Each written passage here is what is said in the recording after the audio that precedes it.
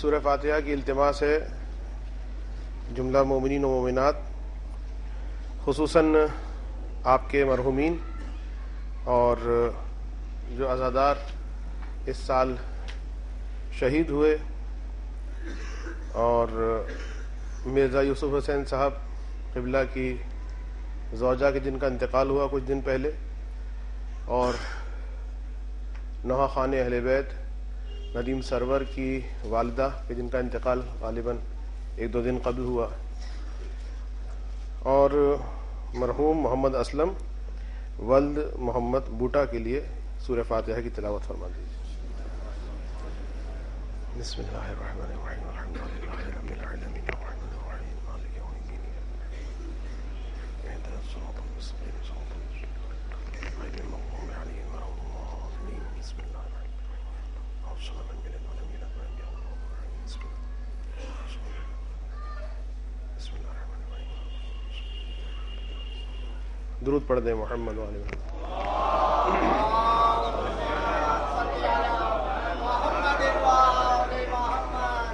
أعوذ بالله السميع العليم من الشيطان اللعين الرجيم، بسم الله الرحمن الرحيم، الحمد لله رب العالمين، والصلاة والسلام على أشرف الأنبياء والمرسلين وأهل بيته الطيبين الطاهرين المعصومين المظلومين الغر الميامين الذين أذهب الله عنهم الرجس وطهرهم تطهيرا.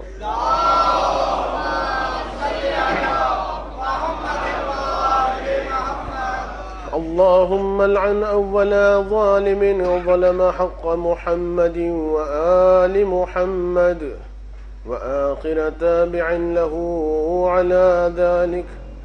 اللهم لعن العصابة التي جاهدت الحسين وشايعت وبايعت وتابعت على قتله.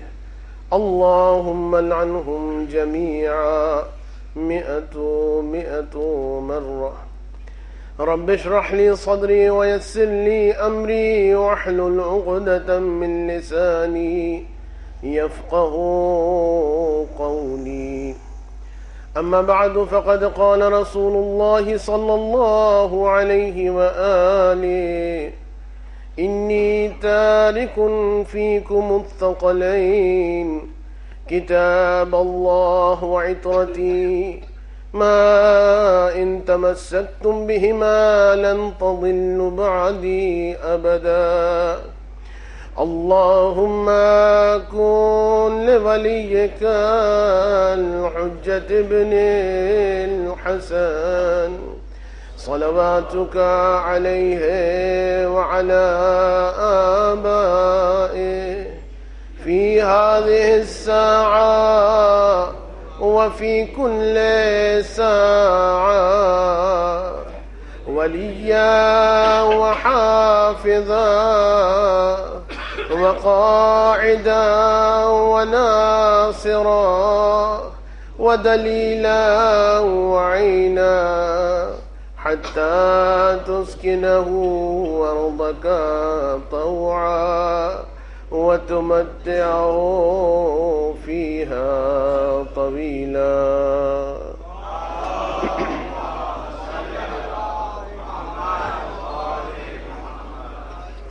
حدیث ثقلین کو سرنامہ کلام بناتے ہوئے سیرت امام ہشتم بیان کی جا رہی تھی، اور گزشتہ شب گفتگو اس منزل تک پہنچی تھی کہ امام کے اس سفر کا آغاز ہو گیا کہ امین کے اس دنیا سے جانے کے بعد اور اس کے قتل ہونے کے بعد ہول سول خلیفہ اسلامک ورلڈ کا عبداللہ مامون، اور 1-2 سال کے بعد یعنی 198 ہجرہ میں امین مارا گیا، اور سن 200 ہجرہ میں امین نے امام کو مدینے سے خراسان کی جانب بلوایا.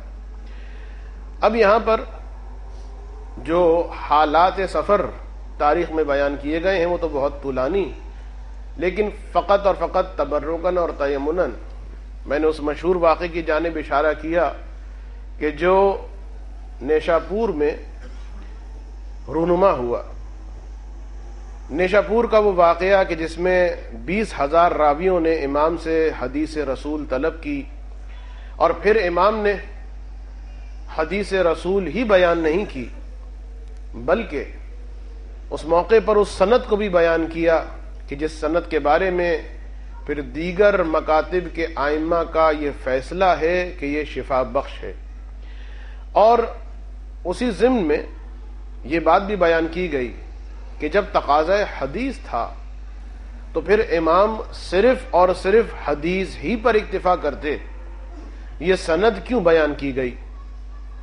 تو ایک اشارہ یہ کیا گیا کہ امام سمجھانا چاہتے تھے، گویا اور احتمالاً امام یہ سمجھانا چاہتے تھے کہ اور مکتبوں کے اماموں کا علم اس انداز میں ہوتا ہے کہ وہ حدیثوں کی سند میں سرگردہ رہتے ہیں. ان کا علم جو علم حدیث ہے وہ اپنی ذاتی رائے، اپنے استحسان، اپنے قیاس سے آلودہ ہو کر پہنچتا ہے، اور آل محمد کو تم عام کسی مکتب کا امام نہ سمجھنا کہ جس طرح وہ امام ہیں کسی مکتب کے، اسی طرح یہ بھی انہی جیسے کوئی امام ہوں گے. امت کی کل گمراہی کا سبب یہی ہے کہ انہوں نے رسول کو اپنے جیسا سمجھا. رسول کو اپنے جیسا سمجھا تو وہاں ٹھوکر کھائی، اور اہل بیت کو اپنے جیسا سمجھا تو وہاں ٹھوکر کھائی. تو امام یہ بیان کرنا چاہتے ہیں کہ یاد رکھو ہم اہل بیت وہ ہیں کہ پاک صلبوں سے ہمارا علم منتقل ہوتا ہوا سینہ بسینہ علم لدنی سے جلا پاتا ہوا ہمارے چاہنے والوں تک پہنچتا ہے. تو سند حدیث کو بیان کرنے کے اور بھی مقاصد اور بھی بہت سارے اہداف، لیکن ایک بات خود یہ بھی سوچنے کی ہے کہ امام حدیث میں اب یہ میسج دینے کا بہت اہم موقع تھا.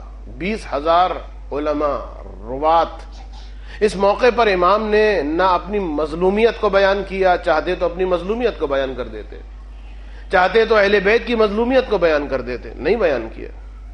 چاہتے تو ظالم کے ظلم کا بیان کر دیتے، لیکن نہ ظالم کے ظلم کو بیان کیا، نہ مظلوم کی مظلومیت کو بیان کیا.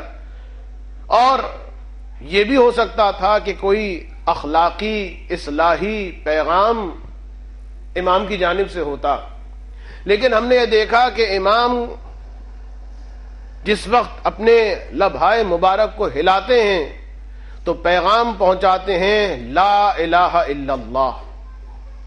گویا امام لا الہ الا اللہ کے پیغام کو پہنچا کر باوجود اس کے کہ مظلوم ہیں اپنی مظلومیت کو بیان کر سکتے تھے، باوجود اس کے کہ ظالم برسر اقتدار ہے اس کے ظلم کو بیان کر سکتے تھے، اخلاقی برائیاں معاشرے میں پھیلی ہوئی ہیں اس کو بیان کر سکتے تھے. لیکن اس موقع پر امام نے جو لا الہ الا اللہ کا پیغام پہنچایا ہے تو گویا یہ بھی ایک پیغام تھا امام کی جانب سے کہ یاد رکھو جب حق حقدار سے چھنتا ہے، جب خلافت بنی امیہ اور بنی عباس کے قبضے میں جاتی ہے، پھر وہ انحطاط عقائد آتا ہے کہ اتنے بڑے راویوں کے مجمع کو بھی لا الہ الا اللہ پڑھوانا پڑتا ہے. تم ابو طالب کے کلمے کی بات کرتے ہو، ارے بنی امیہ اور بنی عباس کے بعد اب ہم بتا رہے ہیں کس کس کو لا الہ الا اللہ پڑھنے کی ضرورت ہے. ایک درود پڑھ دیں محمد و آل محمد پر.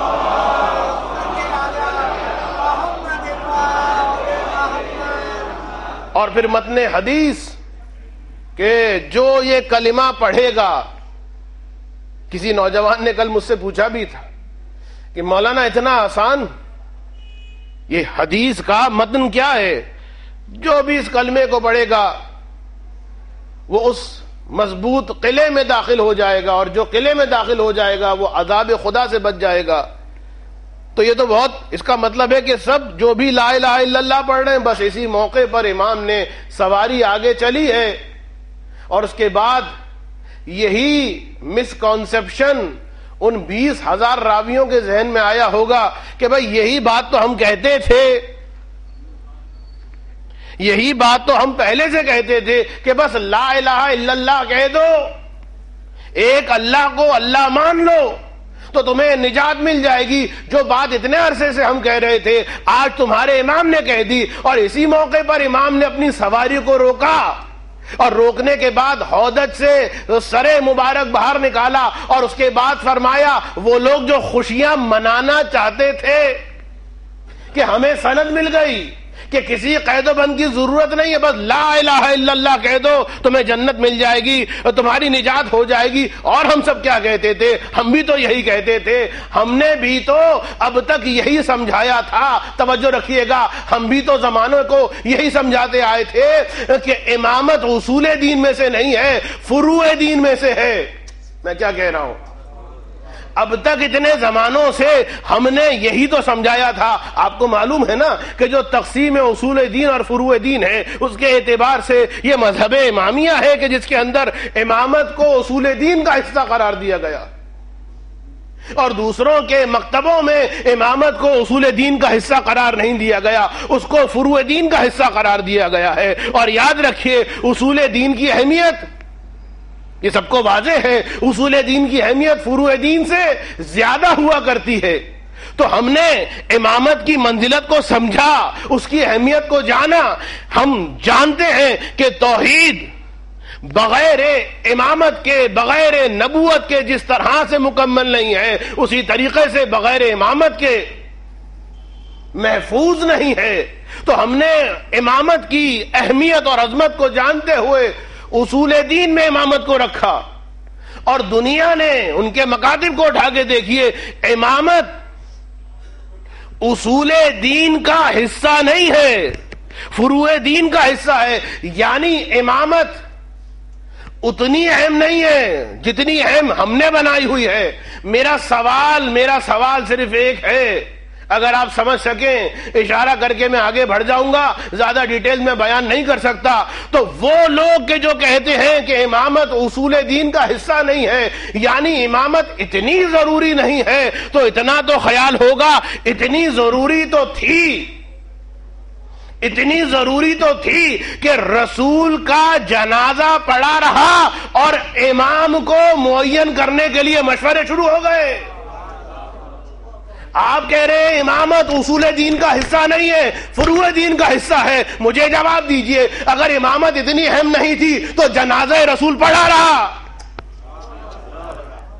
ارے آپ کے بزرگوں نے تو یہ بتایا ہے، معاذ اللہ ہمیں کہا جاتا ہے کہ ہم ہیں غالی، ہمیں کہا جاتا ہے کہ ہم نبوت کے مرتبے سے زیادہ امامت کے مرتبے کو بڑھاتے ہیں۔ جی نہیں، یاد رکھیے تمام انبیاء سے ائمہ افضل ہیں، کوئی شک نہیں ہونا چاہیے، میرے کسی نوجوان کو اس میں شک و شبہ ریب نہیں ہونا چاہیے۔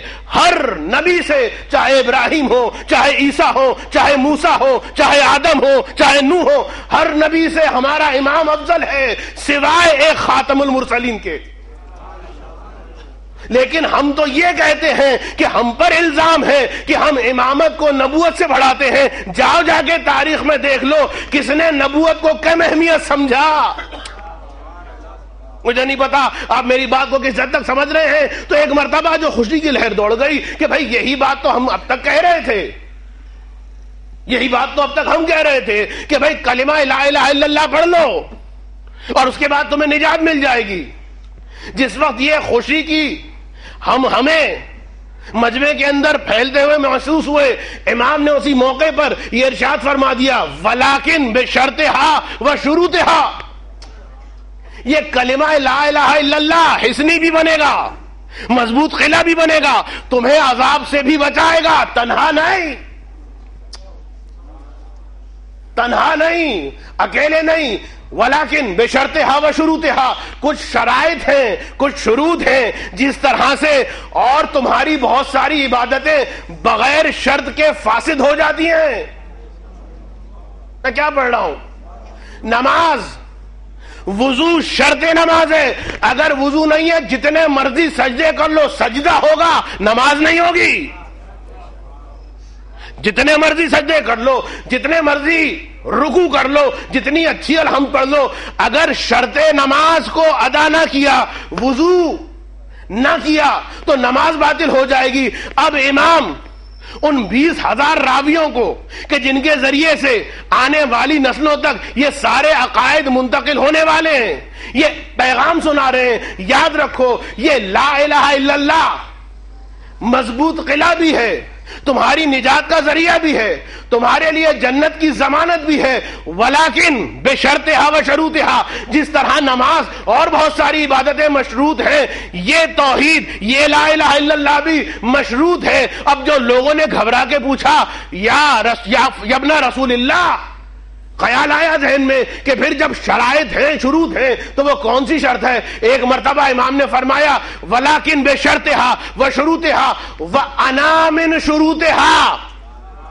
توجہ رکھیے گا, میں کہاں لے کے جانا چاہتا ہوں. وانا من شروطہا, اور میں اس نجات کی, اس کلمہ طیبہ کہ نجات یافتہ اور نجات دہندہ ہونے کی ایک شرط میں ہوں. اور پھر امام نے, دیکھیے عجیب جملہ ہے, امام نے یہ نہیں فرمایا وَأَنَا مِن شَرْطِهَا, اس کی ایک شرط ہے.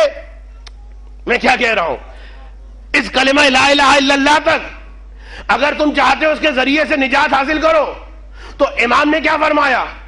یہ نہیں فرمایا وَأَنَا مِن شَرْطِهَا کہ میں اس کی ایک شرط ہوں, نہیں فرمایا وَأَنَا مِن شُرُوطِهَا, اس کی کچھ شرطیں ہیں, ان میں سے ایک شرط میں ہوں, اور وہ شرطیں ساری ایک جیسی ہیں. کس زمانے کی کیا شرط تھی؟ سند حدیث اس لیے میں نے سمجھائی تھی, یہ ہادیان برحق خداوند عالم نے وعدہ کیا ہے ہر زمانے میں ہادی بھیجوں گا.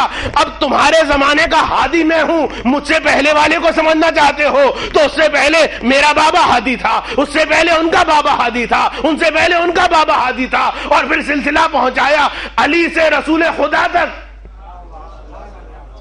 وَأَنَا مِن شُرُوطِهَا, اور میں ہوں اس کلمہ لا الہ الا اللہ کے نجات دہندہ ہونے کی شرط. اگر تم مجھے مانو گے, اگر تم مجھے مانو گے, اور اگر مجھ کو نہ مانا, بس میں کیا کہہ رہا ہوں, بس اس کے لیے تو مجھے بہت احتیاط کرنا پڑے گی. اگر مجھے مانو گے تو نجات دہندہ بنے گی یہ قول لا الہ الا اللہ, اور اگر مجھ کو نہ مانا, چاہے پہلے والے کو مانا ہو, دوسرے والے کو مانا ہو, 6 اماموں کو مانا, 7 اماموں کو مانا, 8ویں کو نہ مانا, نہیں, پھر ضمانت نہیں ہوگی. تو اس لیے کہ کلنا محمد ہے, یہ سب کے سب محمد ہیں, ان میں کے ایک کو بھی چھوڑ دیا. ایک درود پڑھ دیں محمد والے محمد پر.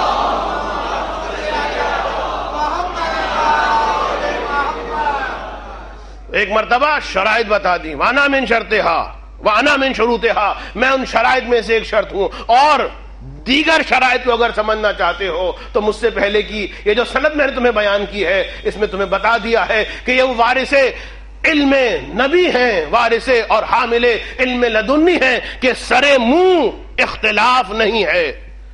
انی تارک فیکم الثقلین کتاب اللہ و عطرتی, جو ہم نے اپنی تقاریر کا سرنامہ کلام بنایا ہے, رسول ایسے ہی کسی کے حوالے کر کے نہیں جا رہے, ثقلین کے حوالے کر کے جا رہے ہیں, عطرت کے حوالے کر کے جا رہے ہیں. اور یہ اتنا نال بن نال رسول کے ساتھ چلنے والے ہیں, ذرا سا فرق نہیں ہے رسول کے عمل میں اور ان کے عمل میں. سیاہ ستہ کے اندر موجود ہے کہ مولائے کائنات کے پاس فالودہ لایا گیا اور کہا گیا کہ یہ ایک خاص غذا ہے, اسے تناول فرمائیے. مولائے کائنات نے فرمایا کہ یہ غذا اگرچہ میں اسے حرام نہیں کہہ رہا, لیکن چونکہ میرے رسول نے نہیں کھائی, میں کچھ کہنا چاہتا ہوں. فالودہ علی کے سامنے علی نے کیا فرمایا, میں اسے حرام نہیں کر رہا, یہ حرام نہیں ہے, لیکن چونکہ رسول نے نہیں کھائی تو علی یہ حلال چیز نہیں کہا سکتا، تمام نے نقل کیا، تو کیسے ہو سکتا ہے معاذ اللہ علی وہ نشاور چیز پڑھے اور ڈاکٹر اسرار احمد بکواس کرتا پھرے؟ سوچئے کتنا بڑا الزام ہے۔ علی ابن ابی طالب وہ جو حلال چیز ہے صرف اس لیے کہ رسول نے نہیں کھائی، علی نہیں کھائے گا، اور ایک مرتبہ یہ کہہ دیا جائے معاذ اللہ، اس حالت میں علی نے نماز پڑھا دی۔ یہ وہ وارثان علم حدیث ہیں، سرے منہ اختلاف نہیں ہے۔ ارے زندگی تو چھوڑ دیجئے، رسول نے زندگی میں کیا کیا اور کیا نہیں کیا، کیا انجام دیا کیا انجام نہیں دیا، بے عین ہی وہی کچھ اہل بیت نے، اگر رسول انجام دیں گے تو یہ انجام دیں گے، اگر رسول انجام نہیں دیں گے تو یہ بھی انجام نہیں دیں گے۔ عجیب بات یہ ہے بھائی، زندگی میں جیتی جاگتی زندگی ہے رسول خدا میں، اس قسم کی تطبیق یہ اہل بیت کا کارنامہ ہے۔ لیکن جو امام رضا نے سمجھایا اسی سفر کے دوران جس وقت امام کی سواری بصرہ سے گزر رہی، توجہ رکھیے گا، انی تارک فیکم الثقلین، کبھی گمراہ نہیں ہوگی اگر ان کے ساتھ وابستہ رہے، متمسک رہے۔ بصرہ سے مولا کی سواری گزر رہی، ایک آدمی بیان کرتا ہے کہ میں نے خواب میں دیکھا رسول کی زیارت ہوئی، حصیر پر وہ جو چٹائی ہوتی ہے خاص قسم کی، میں نے دیکھا رسول خدا تشریف فرما، رسول کے سامنے میں نے دیکھا بہت ساری کھجوریں پڑی، اور رسول جس وقت میں آپ کی خدمت میں آیا میں نے رسول کی بارگاہ میں سلام عرض کیا، اور رسول نے ایک مخصوص انداز میں سلام کا جواب دیا۔ رسول کے بیٹھنے کا انداز بھی ایک مخصوص، رسول کے سلام کی جواب دینے کا انداز بھی ایک مخصوص، اور اس کے بعد جب میں زانو ادب طے کر کے رسول کے سامنے آگے بیٹھ گیا تو ایک مرتبہ رسول خدا نے اپنا دست مبارک آگے بڑھایا اور کھجوروں میں سے ایک مٹھی کھجوروں کی بھری اور اس کے بعد میری جھولی میں ڈال دی۔ یہ خواب دیکھ رہا ہے، خواب دیکھ رہا ہے۔ دنیا کہتی ہے کہ معاذ اللہ علی علیہ السلام نے اس حالت میں نماز پڑھائی، یہ آدمی خواب دیکھ رہا ہے۔ وہ کہتا ہے کہ ایک مرتبہ رسول نے ایک مشت کھجور اٹھائے، میں نے دامن کو پھیلایا، رسول نے کھجور اس میں ڈال دیے، اور اس کے بعد جب میں نے گننا شروع کیا تو 17 کھجور کے دانے رسول خدا نے مجھے عطا کیے۔ میری آنکھ کھلی، صبح اطلاع ملی کہ فرزند رسول امام ہشتم بصرہ کے قریب سے گزر رہے ہیں۔ ایک مرتبہ میں امام کی زیارت کے لیے چلا، فرزند رسول کی خدمت میں پہنچا۔ جس وقت میں حجرے میں پہنچا تو میں نے دیکھا حصیر بچھی ہوئی تھی، چٹائی بچھی ہوئی تھی، اور اسی حالت میں، اسی ہیبت میں، اسی انداز میں جس انداز میں میں نے خواب میں رسول خدا کو دیکھا تھا، فرزند رسول اسی وقار کے ساتھ تشریف فرما ہے، اور اسی انداز میں فرزند رسول کے سامنے کھجوریں موجود ہیں۔ میں زانو ادب طے کر کے فرزند رسول کی خدمت میں آتا ہوں، آ کر سلام کرتا ہوں، جس انداز میں رسول نے جواب دیا تھا اسی انداز میں نے دیکھا 7ویں امام کے اس فرزند نے جواب دیا۔ اور اس کے بعد جب میں آ کے بیٹھا تو ایک مرتبہ امام نے دست مبارک آگے بڑھایا، ایک مٹھی کھجوروں کی اٹھائی، اور اس کے بعد میرے دامن میں، میری جھولی میں وہ کھجور رکھ دیے۔ میں نے اپنے مولا سے کہا، مولا ذرا کچھ اور عطا ہو۔ میں نے کہا فرزند رسول کچھ اور عطا ہو۔ امام نے فرمایا اگر رسول بھی اس سے زیادہ تجھے دیتے، میرا جد اگر اس سے زیادہ تجھے دیتا تو میں بھی زیادہ دیتا، لیکن گن لے جتنے رسول نے دیے تھے اگر اس سے ایک بھی کم ہو۔ ارے تو یہ تو وہ حدیث پر عمل کرنے والے ہیں، یہ تو وہ سنت کے، آج سنتوں کی بات کی جا رہی ہے، آؤ کوئی ایسا تو لا کے دکھاؤ رسول کی سنت خواب میں جاری ہوتی ہے، عملی نمونہ۔ ایک درود پڑھ دیں محمد و آل محمد پر۔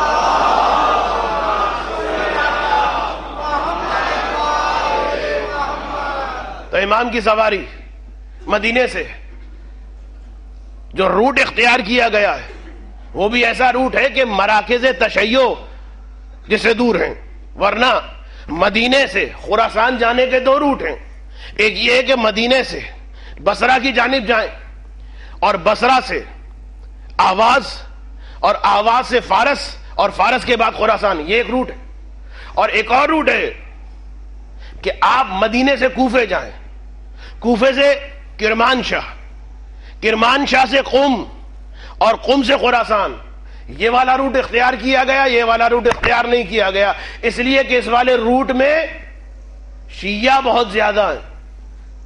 قم بھی شیعوں کا مرکز، کرمان شاہ بھی شیعوں کا مرکز،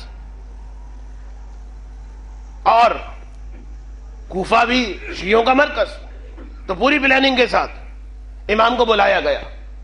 آج مجھے بیان کرنا تھا کہ امام کو بلانے کی وجہ کیا ہے. نوجوان مجھ سے پوچھ رہے ہیں کیوں بلایا گیا امام کو، امام کیوں آ گئے. انشاءاللہ میں نے آج کی بات کی تھی، لیکن وہ کہا جاتا ہے نا کہ بعض اوقات الکلام یجر الکلام.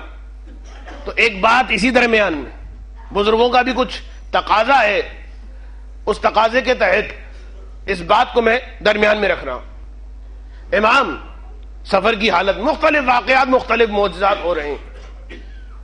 ایک مرتبہ جس وقت بصرہ کے قریب سے گزر رہے تھے تو دیکھا، بلکہ نیشاپور کے قریب سے، تو دیکھا کہ کچھ لوگ جمع ہیں اور درمیان میں ایک جنازہ رکھا ہوا ہے، تدفین کے لیے آمادہ. امام کی سواری گزری، امام نے سواری کے رکنے کا حکم دیا، سواریاں رکیں، اور پھر ابو سل کے ساتھ اس جنازے کی جانب گئے. مجمع ہٹا، جنازے کے سرہانے بیٹھے، کچھ پڑھا، کچھ تلاوت کی، اور اس کے بعد جنازے پر ہاتھ رکھ کے فرمایا اے فلاں ابن فلاں، اے فلاں ابن فلاں. جنازہ ڈھکا ہوا ہے، کفن پہنا دیا گیا ہے، چہرہ دکھائی نہیں دے رہا. اے فلاں ابن فلاں، تجھے جنت مبارک ہو. اور یہ کہہ کے چلے. ابو سل نے گھبرا کے پوچھا مولا آپ جانتے تھے یہ کون ہے، اس کا نام آپ کو کیسے معلوم؟ امام نے فرمایا کیوں نہ جانے، اس لیے کہ دنیا میں جہاں کوئی شیعہ رہتا ہے امام وقت اس کو جانتا ہے. اور ہم کیوں نہ جانے؟ ارے ہر ہفتے تمہارے اعمال ہم تک آتے ہیں، ہم حجت خدا ہیں. کسی نے ایک مرتبہ امام ششم نے صحابی ساتھ میں جا رہے ایک ہندی غلام یا ہندی کنیز، اس سے ہندی میں گفتگو کی، اور اس کے بعد ایک رومی غلام، اس سے رومی میں گفتگو کی. اس کے بعد 2 پرندوں کے درمیان جھگڑا، ان سے پرندوں کی زبان میں گفتگو کی. اور اس کے بعد راوی حیران ہو کے پوچھتا ہے مولا آپ نے ہندی کنیز سے ہندی میں بات کی، رومی غلام سے رومی میں بات کی، حد تو یہ پرندوں سے ان کی زبان میں بات کی. تو امام نے جواب دیا یاد رکھو ہم صرف انسانوں کے امام نہیں ہیں،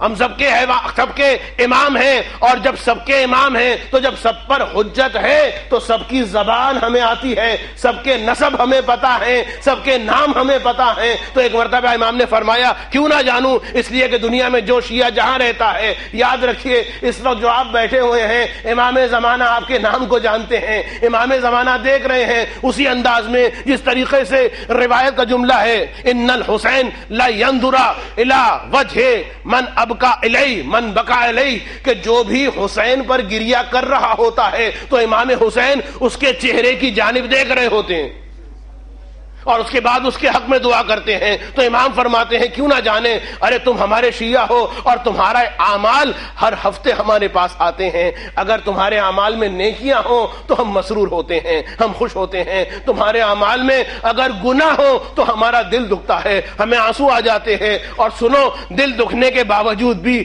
ہماری زبان سے تمہارے لیے مغفرت کی دعائیں نکلتی ہیں، تمہارے لیے مغفرت کی دعائیں نکلتی ہیں. تو یہ امام اور یہ ائمہ، غیبت کا زمانہ ہے نا، لوگ کہتے ہیں اجل علی ظہورک، ہم بھی کہتے ہیں اجل علی ظہورک، لیکن ذرا سوچ کے کہنا چاہیے اجل علی ظہورک، ذرا ٹھہر کے، ذرا تأمل کر کے، اس لیے کہ بس میں سیکوینس ملا رہا ہوں، اس لیے کہ میرے مولا امام ہشتم مامون الرشید نے خراسان میں یہ اعلان کر دیا ہے کہ مدینے سے میں نے درخواست کر دی کہ فرزند رسول مدینے کو چھوڑ کے خراسان میں آ جائیں۔ اب سوچئے کہ جو خراسان کے مومنین، ان کی حالت کیا ہوگی۔ وہ امام کہ جس کی زیارت دور سے پڑھتے تھے، اب امام کی زیارت کریں گے، سوچئے تو صحیح۔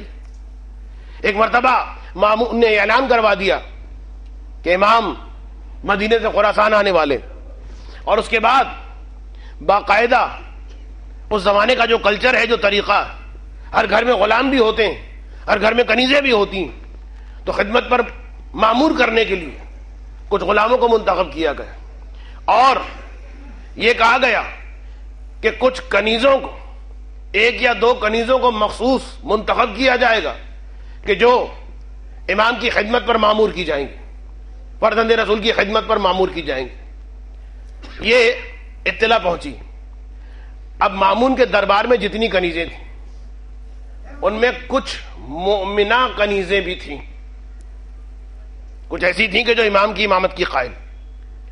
جس وقت یہ اطلاع ملی کہ ہمیں کنیزوں میں سے کسی ایک کنیز کو منتخب کیا جائے گا امام کی کنیز خاص کے طور پر، امام کی خدمت کے لیے، تو اب انہی میں سے جو مومنہ کنیز تھی، باقاعدہ اس نے دعا کی، پروردگارا کاش کہ میرا نام ان کنیزوں میں آ جائے۔ اب سوچئے کس طرح گڑ گڑا کر اس کنیز نے دعا کی ہوگی، خداوندہ پروردگارا میرا نام ان کنیزوں کی فہرست میں آ جائے کہ جن کو خدمت امام کے لیے منتخب کیا جائے گا۔ اب جس طرح ایک آدمی کی کیفیت ہوتی، نماز کے بعد دعا کی جا رہی ہے، قرآن کی تلاوت کرنے کے بعد دعا کی، صبح و شام یہی دعا، میرا نام اس فہرست میں آ جائے، اور دعا قبول ہو گئی۔ اور اس کو یہ خوشخبری ملی کہ ان کنیزوں میں کہ جنہیں امام کے بیت الشرف میں رکھا جائے گا، ان میں سے 13 نام بھی شامل ہیں۔ سوچئے تو صحیح، اس کی خوشی کا ٹھکانہ کیا رہا ہوگا۔ انتہائی خوش، انتہائی خوش، انتہائی خوش۔ لیکن ادھر خوشی اور ادھر بے چینی اور بڑھ گئی، اس لیے کہ اب ایک اور دعا، پروردگارا جلد از جلد امام کو بھیج دے۔ عربی میں جلد از جلد بھیجنے کو کیا کہتے ہیں؟ پروردگارا عجل عجل عجل، خداوندہ میرے مولا کو جلدی بھیج دے، اب انتظار نہیں ہو رہا، آپ کا امام بھی غائب ہے، آپ دعا مانگتے پروردگارا بھیج دے، ظہور کر دے، عجل علی ظہورک، یہ دعا مانگتے کہ نہیں مانگتے؟ یہ کنیز ہے، یہ مومنہ امام کی چاہنے والی ہے، یہ خراسان میں ہے، امام مدینے میں ہے۔ اس زمانے کے اعتبار سے جو خراسان میں ہو، اس کے لیے وہ آدمی جو مدینے میں ہے وہ غائب کی حیثیت رکھتا ہے، تو اس کا امام اس کے لیے غائب، اور یہ دعا کر رہی ہے پروردگارا جلد از جلد امام کو بھیج دے، امام کو بھیج دے، امام کو بھیج دے۔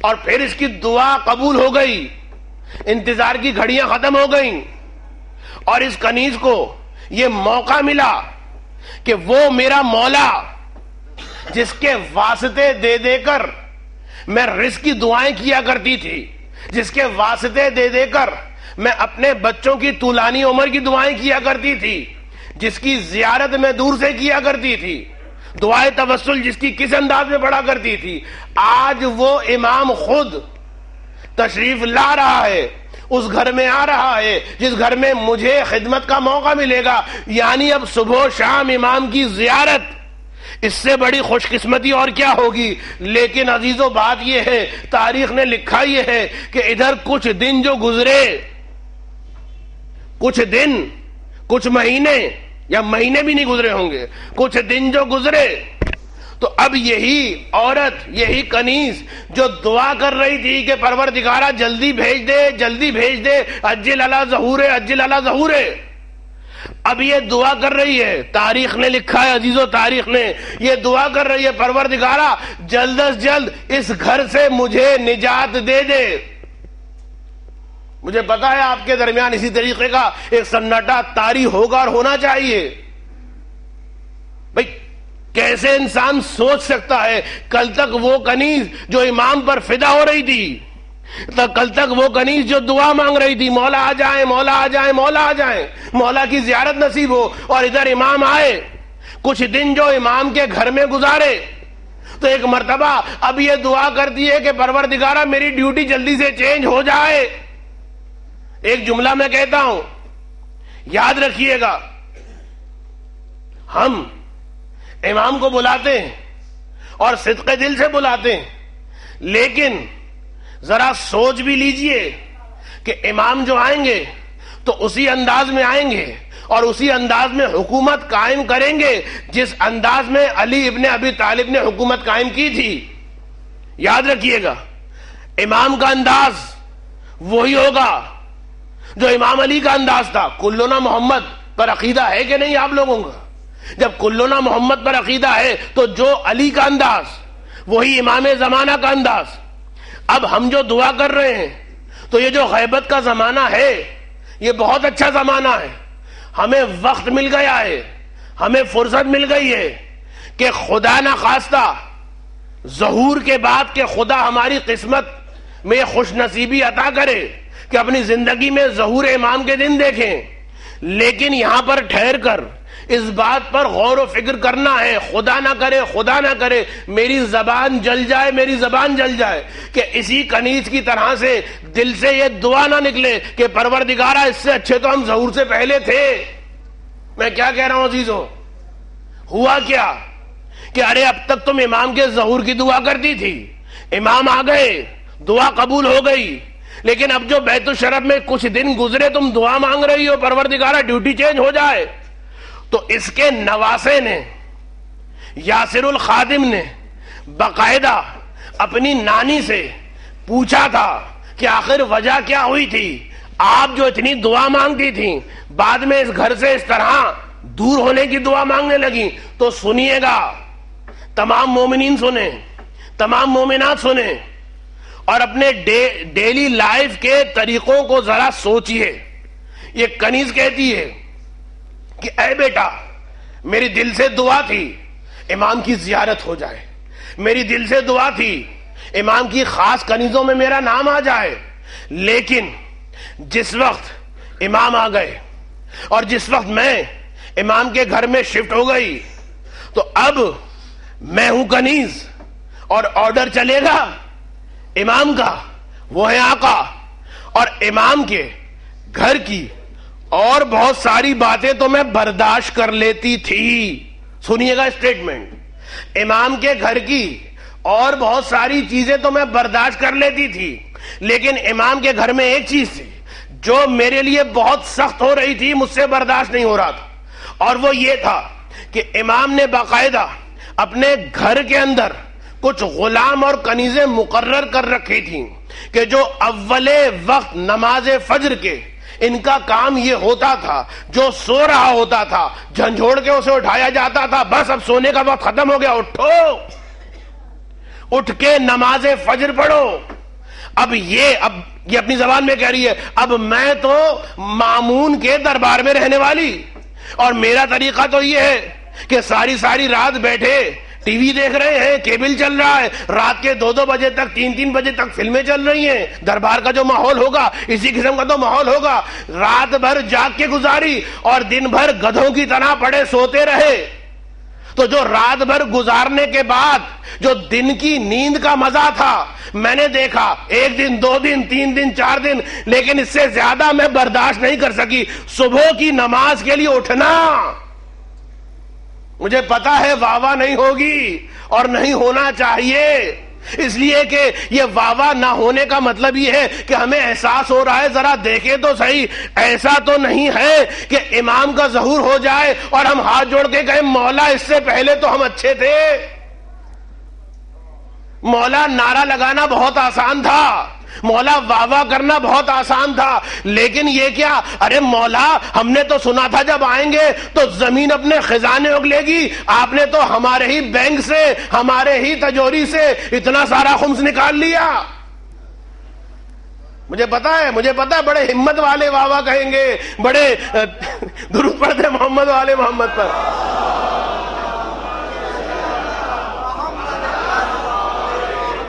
ارے مولا ہم تو سوچ کے بیٹھے تھے جب آپ آئیں گے تو ایک مرتبہ صورتحال یہ ہوگی کہ اب تو ہم ممبر سے سنا کرتے تھے، اب تو مولا آ گئے، کسی نماز کی ضرورت ہی نہیں ہے، کسی واجب کی ضرورت ہی نہیں ہے، یہ فقہ توضیح المسائل تو آیت اللہ کا بنایا ہوا چکر ہے، مراجع کا بنایا ہوا کھیل ہے، لیکن مولا رے آپ آ گئے۔ اب تک تو ہم مولوی کو بھگا دیتے تھے، لیکن آپ کے جو نمائندے آ رہے ہیں وہ کہہ رہے ہیں نوجوان تیری عمر اتنی ہو گئی ہے، ذرا بتا تو صحیح وضو کیسے کرتا ہے، نماز کیسے پڑھتا ہے، اور اب جواب نہیں دے پا رہے تو مولا آپ رحمت للعالمین کے فرزند ہیں، ہمیں جیلوں میں ڈالا جا رہا ہے۔ مولا ہم آپ کے شیعہ، مولا ہم آپ کے شیعہ، سوچ لیجئے گا، سوچ لیجئے گا۔ علی ابن ابی طالب، علی ابن ابی طالب، صبح کا وقت ہے، میں ختم کر رہا ہوں، صبح کا وقت ہے، مولا نکل رہے اپنے گھر سے، درمیان میں بازار ہے، کوفے کا علاقہ ہے، بہت مرتبہ اس واقعے کو میں پڑھ چکا ہوں، لیکن بہرحال یہ باتیں بار بار تکرار ہونی چاہیے۔ کوفے کے بازار سے گزرے، دیکھا ایک نوجوان بنا سنورا کھڑا ہوا ہے۔ بنا سنورا جو آج کی اصطلاح میں جو حالت ہو گئی نوجوانوں کی کہ لگتا ہی نہیں ہے خاتون جا رہی ہیں یا نوجوان جا رہے ہیں، اتنی لمبی لمبی زلفیں اور جن کی ٹانگیں انتہائی سیاہ خراب، وہی نیکر پہن کے جا رہے ہیں۔ تو ایک مرتبہ مولا نے دیکھا ایک نوجوان کھڑا بناؤ سنگار کر کے، مولا نے دیکھا کوئی ضرورت سے کھڑا ہوگا، نکل گئے مولا۔ کچھ دیر کے بعد پھر آئے، پھر کھڑا اسی عالم میں کھڑا، تھوڑی دیر کے بعد پھر دیکھا، پھر اسی عالم میں کھڑا، کوئی کام نہیں کچھ نہیں۔ ایک مرتبہ مولا نے اس کو گرفتار کیا اور گرفتار کر کے حکم دیا جاؤ اور جا کر اسے اس جگہ پر تازیانے لگاؤ جس جگہ پر علی کے مجرموں کو تازیانے دی جاتی ہیں، علی کے مجرموں کو سزا دی جاتی۔ نوجوان کو گرفتار کیا، اتنی جلدی ہے سب کچھ ہوا، اتنی جلدی ہے سب کچھ ہوا کہ جس وقت وہ نوجوان پہنچا اور لوگوں نے دیکھا ایک خاص میدان تک جس میں علی کے زمانے میں علی کے مجرموں کو، یعنی شریعت کے مجرموں کو، یہ جملہ جو میں کہہ رہا ہوں نا، علی کے مجرموں کو، علی کی ذاتی دشمنی کسی سے نہیں ہے بھائی، جو اللہ کا مجرم ہے وہ علی کا مجرم۔ تو ایک مرتبہ علی کے مجرم، شریعت کے مجرم اس خاص میدان میں سزا دی جاتی، اس نوجوان کو وہاں باندھا گیا۔ اب تک نوجوان سمجھا نہیں تھا، ادھر مولا آئے اور ادھر حبشی غلام آگے بڑھا ہاتھ میں تازیانہ لہراتے ہوئے۔ اب جو حبشی غلام کے ہاتھ میں تازیانہ دیکھا، گھبرا کے کہتا ہے مولا یہ تازیانے اور سزا مجھے کیوں دی جا رہی ہے؟ مولا میں تو آپ کا چاہنے والا ہوں۔ اس سارے مجمع سے پوچھ لیجئے، میرے بابا بھی آپ کے چاہنے والے، میری والدہ بھی آپ کے چاہنے والی، میں بھی آپ کا چاہنے والا۔ علی نے جواب دیا، اس نے کیا کہا؟ مولا میں آپ کا شیعہ ہوں، مولا میں آپ کا چاہنے والا ہوں۔ علی نے کیا جواب دیا؟ علی نے یہی جواب دیا، مجھے کسی سے پوچھنے کی ضرورت نہیں ہے، تیرا عمل مجھے بتا رہا ہے کہ تو میرا شیعہ نہیں ہو سکتا۔ میں کیا کہہ رہا ہوں؟ مجھے کسی سے پوچھنے کی ضرورت نہیں ہے، تیرا عمل مجھے بتا رہا ہے کہ تو شیعہ نہیں ہو سکتا۔ گھبرا کے پوچھا مولا میرا قصور کیا ہے؟ تو اب علی جیسے غیرت مند امام کی زبان گویا ہوئی۔ علی نے فرمایا یاد رکھ یہ علی کی حکومت ہے، اور علی کسی نوجوان کو اس طرح برداشت نہیں کر سکتا جو بغیر کسی ضرورت کے ایسے مقام پر کھڑا ہو جہاں سے گزرنے والی نامحرم عورتوں کی نگاہیں اس کے چہرے پر پڑے، اور اس کی نگاہیں نامحرم عورتوں کے چہرے پر پڑے۔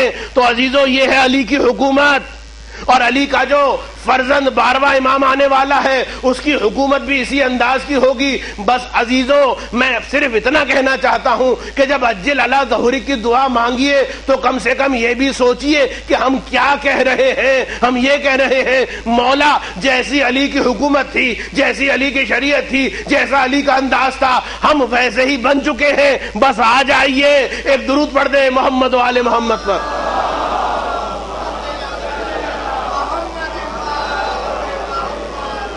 تو عزیزو یہ شریعت یہ حلال و حرام یہ اتنا اہم ہے، ابھی سے انسان اس کی عادت ڈالے، اس لیے کہ جب ظہور امام ہو تو ہمیں کسی قسم کی پریشانی ہی نہ ہو۔ العیاذ باللہ، یہ لفظ بھی کہنا غلط ہے، لیکن یہ کہیں مولا آپ ابھی اس موقع پر حکومت قائم کر رہے ہیں، جو قوانین آپ جاری کریں گے مولا ہم ان کی پابندی کرنے والے ہیں، مولا ہماری آنکھیں گناہوں سے بچی ہوئی ہیں، مولا ہماری زبانیں گناہوں سے بچی ہوئی ہیں، مولا ہمارے قدم اور ہاتھ گناہوں سے بچے ہوئے ہیں۔ آپ جو اعلان کر رہے ہیں مولا ہم اسی کا تو انتظار کر رہے تھے، مولا اس لیے کہ آپ کے شیعہ تھے۔ تو یہ شریعت اتنی اہم ہے کہ شریعت کی خاطر جگہ جگہ اہل بیت کا خون بہا ہے۔ عزیزو، یہ کربلا کی داستان جو ہے اس میں کتنے مقام ایسے ہیں کہ جہاں پر کربلا والوں نے ہمیں بیان کیا ہے۔ ارے سکینہ کا وہ جلتا ہوا دامن کہ ایک مرتبہ حمید ابن مسلم آگے بڑھتا ہے، دامن کی آگ بجھانا چاہتا ہے تو سکینہ کے جملے آپ کو یاد ہے نا؟ میں ایک جملہ کہا کرتا ہوں، خدا نہ کرے کسی کے گھر میں آگ لگ جائے، جب گھر میں آگ لگ جاتی ہے تو انسان کے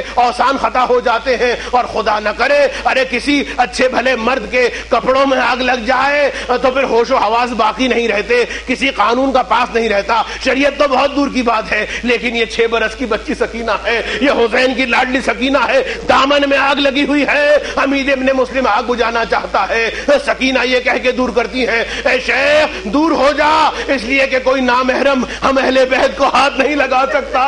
عزادارو، سکینہ سمجھا رہی ہے کہ شریعت کو کس طریقے سے سمجھنا ہے، شریعت پر کس طریقے سے عمل کرنا ہے، اور سکینہ کی قربانیاں، ارے کیسی کیسی قربانیاں، تماچے سکینہ نے کھائے ہیں، بالیاں سکینہ کی چینی ہیں، تازیاں نے سکینہ نے کھائے ہیں، لیکن کچھ زخم ایسے ہیں جو سکینہ کے ننھے سے دل پر نقش ہو گئے، اور وہ زخم کہاں پہ لگے؟ تازیانوں سے نہیں لگائے گئے، تماچوں سے نہیں لگائے گئے، ایک مرتبہ بالیاں کھینچ کر نہیں لگائے گئے، بلکہ زخم تو اس طرح لگے کہ جب چلتا ہوا قافلہ روکا گیا، چلتا ہوا قافلہ روکا گیا۔ روکا کیوں گیا؟ روکا اس لیے گیا کہ جو سپاہی تھے نا انہوں نے ریکویسٹ کی تھی، انہوں نے درخواست کی تھی اے شیم ہم تھک گئے ہیں، بہت پسینہ بہہ گیا ہے، اب ہم سے برداشت نہیں ہوتا، بس کچھ دیر کے لیے آرام کرنا ہوگا، ہمیں بڑی شدت کی پیاس لگ رہی ہے۔ یہ کون کہہ رہے ہیں؟ جن کا کوئی وارث نہیں مرا ہے، جو 3 دن کے بھوکے پیاسے نہیں ہیں، جن کے منہ پہ تماچے نہیں لگے، اے شیم اب ہم سے چلا نہیں جا رہا، ہم آرام کریں گے۔ اور جب قافلہ رکتا تھا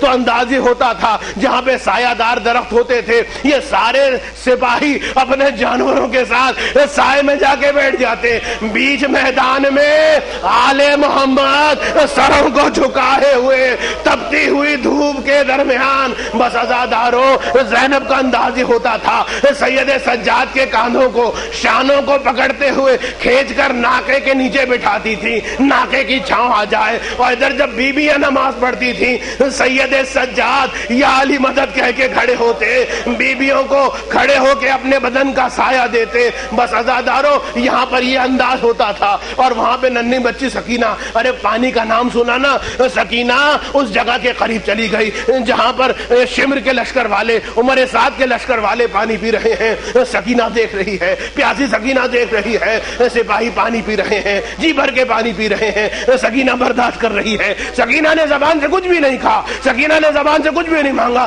صرف دیکھ رہی ہے اور یہ سوچ رہی ہے جب سب جی بھر کے پانی پی لیں گے تو شاید ان کو مجھ یتیمہ کی پیاس یاد آ جائے، مجھ یتیمہ کی پیاس یاد آ جائے۔ عزادارو یہ کوئی لاوارث بچی نہیں ہے، یہ ساقی کوثر حسین کی لاڈلی سکینہ ہے، حسین کے سینے پر سونے والی سکینہ ہے۔ بس عزادارو اجرکم علی اللہ، سکینہ منتظر ہے۔ سپاہیوں نے پانی پی لیا، سپاہیوں نے جی بھر کے پانی پی لیا، سکینہ سمجھ رہی ہے شاید مجھے پانی پلایا جائے گا، لیکن ایک مرتبہ اب پانی کے برتن کبھی اونٹوں کے پاس لے جا رہے ہیں، کبھی گھوڑوں کے پاس لے جا رہے ہیں۔ سکینہ کہتی ہے کوئی بات نہیں، یہ جانوروں کو پانی پلا دے، اس کے بعد تو مجھے یتیمہ کی پیاس یاد آ جائے گی۔ یہاں تک کہ ایک مرتبہ شمر ملون کی نگاہ قریب کھڑی سکینہ کی جانب اٹھی، شمر نے ہاتھ میں مشکیزہ لیا، چند قدم آگے بڑھا، سکینہ کی آنکھوں میں چمک پیدا ہوئی، ارے اب تک تازیانے مارتا آیا ہے، اب تک ظلم کرتا آیا ہے، لیکن شاید اس کی بھی کوئی میری ہم عمر بچی ہوگی، یہ بھی صاحب اولاد ہے، شاید اس کو ترس آ گیا ہو۔ بس سکینہ یہ سوچ رہی ہے، وہاں پہ ملون آگے بڑھتا ہے، سکینہ کو دیکھتا ہے، لبوں میں مسکراہٹ ہے، مشکیزے کے دہانے کو کھولا، سکینہ کو دکھا کے سارا پانی گرا دیا، پیاس بچی بچی تڑپتی رہی، عجب نہیں کربلا کا رخیہ ہو، اے میرے چچا عباس، ارے تم شانے کٹا کے چلے گئے، دنیا نے ایک بوند خطرہ ہے آپ کے لیے۔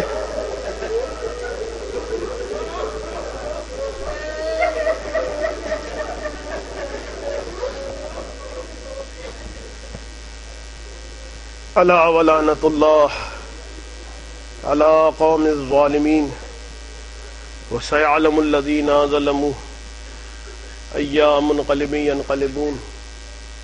یا رب الحسین بحق الحسین ارزقنا معرفت الحسین وزیارت الحسین وشفاعت الحسین واشف صدر الحسین بظہور الحجة القائم علیہ السلام۔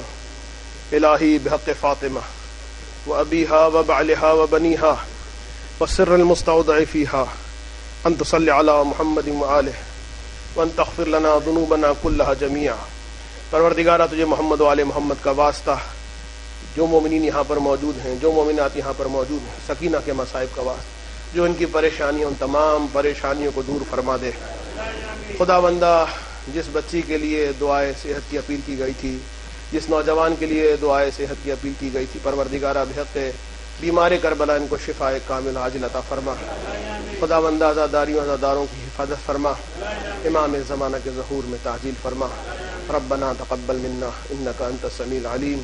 ماتم حسین۔